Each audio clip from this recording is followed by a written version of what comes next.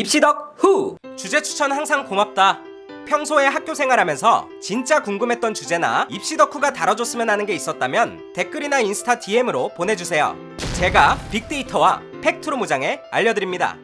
얼마 전 고용노동부는 2024년까지 공학 계열은 12만 7천 명의 인력이 부족한 반면 인문, 교육, 사회 계열은 최대 9만 명까지 인력이 초과 공급될 거라 발표했습니다. 여기에 2016년 시행된 프라임 사업으로 인해 인문, 사회 계열 학과가 통폐합되거나 정원이 축소되기도 했습니다. 나는 행복합니다. 문과라서 행복합니다. 세상이 요지경이니 오늘도 뜨거운 눈물을 흘리며 불송하다고 외치는 문과 친구들이 많을 텐데요. 살 길이 필요했던 문과생들이 공대로 도망, 아니 다중전공을 하는 비율도 늘어났다고 합니다. 저희 과에서 배우는 학문은 현실에서 쓰기엔 다소 붕뜬 경향이 있어서요. 이과 쪽 취업문이 더 넓기도 하고 좀 더 현실적인 기술을 배우기 위해 공대에서 다중전공을 하고 있습니다. 그럼 도대체 언제부터 이과가 문과보다 잘 나갔던 걸까요? 지금부터 연구해보겠습니다. 언제부터 이과가 더 잘 나갔을까? 본격적으로 이 주제를 연구해보기 전에 먼저 한국에서 문과와 이과라는 개념이 언제 생겼는지 알아봅시다. 금강산도 식후경이라잖아요. 아, 이게 아닌가? 어쨌든 1918년 일본은 제2차 고등학교령을 발표하고 고등학생을 문과와 이과 두 가지 부류로 나눴습니다. 이런 교육제도는 당시 식민지였던 우리나라에도 적용됐고 지금까지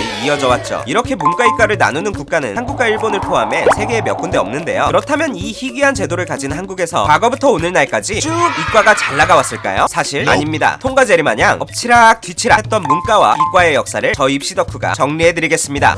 문과와 이과의 화려한 역사를 알려드리기에 앞서 일단 이과에서 의대는 논외로 칩시다. 공식 자료가 발표된 이래로 의학계열 취업률은 항상 부동의 1위였거든요. 선생님 짱 드십시오. 이과의 세력 확장. 1973년 정부는 80년대 초에 수출 100억 달러를 찍는 걸 목표로 중화학 공업화 선언을 하며 철강, 조선, 기계 등을 만드는 중화학 공업을 발전시키겠다고 말했습니다. 그러기 위해선 약 150만 명의 기술 인력이 필요했다는데 당시 한국에는 기술 인력이 턱없이 부족했죠. 그래서 정부는 이런 기술 인력을 양성하기 위해 적극적으로 이공계를 밀어줬습니다. 먼저 정부는 전국 91개 공업고등학교를 신설 확충했고 공고에 다니는 학생들에게 해외 파견, 실습 등의 혜택을 줬습니다. 또한 공장지대나 산업단지 옆에 공학대학을 세우고 각 대학별로 특성화된 과의 입학 정원을 대폭 늘렸습니다. 창원 기계기지 옆엔 부산대 공대, 구미 전자공업단지 옆엔 경북대 공대, 이런 식으로요. 화끈하죠? 이런 화끈한 지원으로 여러 변화가 나타났는데요. 먼저 입결을 살펴볼까요? 1970년대 대학 예비고사 점수를 보면 이과 최상위권은 대부분 자연과학 계열로 진학했음을 알 수 있습니다. 그로부터 10년 후인 1983년 이과 최상위권의 선택은 자연과학에서 공학으로 바뀌었죠. 왜냐고요? 공학 계열은 졸업하고 경력을 쌓은 후에 국가고시를 통해 자격증을 취득할 수 있습니다. 이 자격증은 기술사법으로 보호받았는데요. 그렇기 때문에 자격증을 가진 사람들만 할 수 있는 일이 있고 이 일에 다른 전공자들이 유입될 수 없다는 특징이 있었습니다. 이런 공학 계열의 특징과 정부의 이공계 지원 정책이 만나서 시너지가 폭발했나 봅니다. 이과, 특히 공학 계열 전성시대는 90년대까지 쭉 이어집니다. 하지만 꽃이 피면 언젠가 지는 법, 이과 전성시대는 오래 못 가 벽에 부딪힙니다. 주춤하는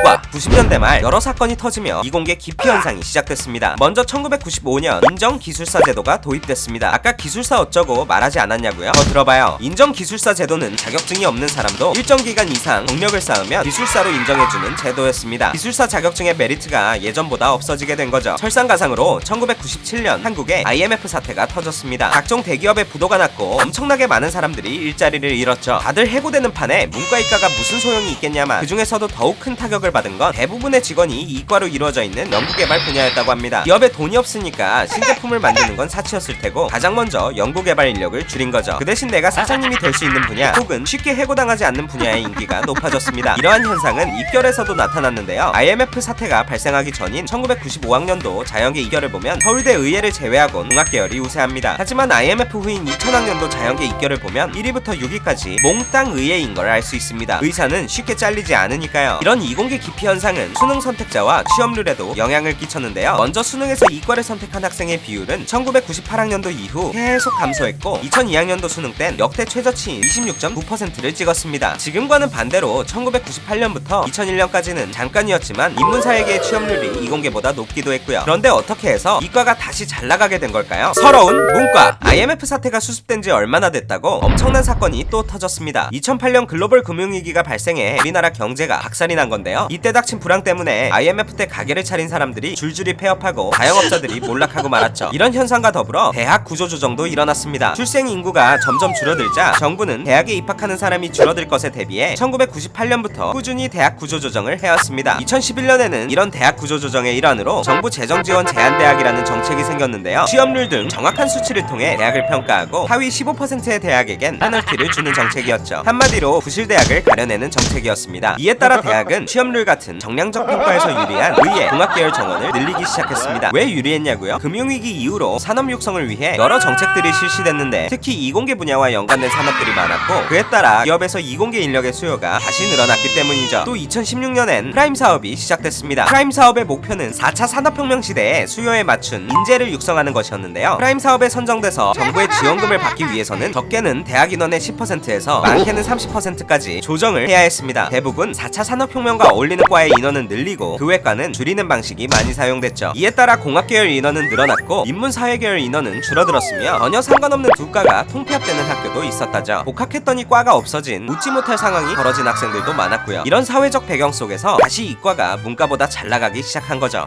휴! 문과-이과 역사 설명하기 힘들다. 이과가 잘 나가게 된 배경을 이제 좀 알겠나요? 그런데 이렇게 연구를 끝내자니 뭔가 부족한 느낌이 드네요. 대완벽주의가 훼손되는 느낌입니다. 지금부터는 취업률과 수능 문이과 선택자 비율 데이터를 보며 정확히 언제부터 이과가 잘 나가게 된 건지 연도까지 파헤쳐 봅시다. 취업률은 1995년부터 통계 자료가 존재하는데요. 아까도 말했듯 1998년부터 2001년까지는 이공계 취업률이 인문사회계보다 낮았습니다. 그 후 데이터를 쭉 보니 이런 그래프가 나왔습니다. 2010년은 취업률 산출 기준이 달라서 포함 못 시켰어요. 이 해에 무슨 일이 벌어진 건지 아는 분 제보해주세요. 2002년부터는 다시 공학계열이 인문계 취업률을 넘기 시작했습니다. 그렇게 비등비등한 취업률이 쭉 이어지다가 중간에 갑자기 취업률이 확 차이 나는 곳이 보이죠? 2011년이네요. 2011년? 어디서 많이 들어본 숫자인데 아하! 정부가 한창 정부 지정 제한대학을 가려내면서 대학들이 공학계열을 팍팍 밀어줄 때네요. 그렇다면 이번엔 수능 문이과 선택자 비율을 보겠습니다. 수능 문이과 선택자 비율! 수능이 처음 시작된 1993년 문이과 선택자 비율은 1대1에 가까운 비율이었습니다. 그 이후에는 이과 선택자 비율이 점점 줄다가 2002년에 최저치를 찍었습니다. 그 이후 이과 선택자 비율이 점점 증가하는 건 2011년부터네요. 오호! 취업률도 저 때부터 올라갔던 것 같은데 흥미롭습니다. 결국 오늘날 계속되고 있는 이과의 떵떵거림은 2010년에 들어선 후부터 이어져 온 것을 알 수 있습니다. 옛날 취업률이랑 역사 알아보다 보니까 벌써 시간이 이렇게 됐네. 이제 알았죠? 지금처럼 이과가 사랑받은 건 2010년대부터였다는 걸. 그런데 앞으로도 이 현상이 지속될까요? 당연히 그건 아무도 모릅니다. 지금까지 본 문과 이과 역사에서도 알 수 있듯 국가의 상황과 정책에 따라 잘 나가는 과는 달라지니까요. 물론 그에 따라 취업률도 달라지고요. 그러니 지금 무슨 과가 취업이 잘 된다니 무슨 과가 장학금을 잘 준다니 하는 한 치 앞 상황만 보고 여러분이 갈 과를 정하지는 마세요. 우리 100살은 거뜬히 살 텐데 우리가 갈 길은 휘둘리지 말고 신중히 정해야죠. 그럼 구독하시고 다음 연구로 만나요. 빠이! 주제 추천 항상 고맙다. 평소에 학교 생활하면서 진짜 궁금했던 주제나 입시 덕후가 다뤄줬으면 하는 게 있었다면 댓글이나 인스타 DM으로 보내주세요. 제가 빅데이터와 팩트로 무장해 알려드립니다.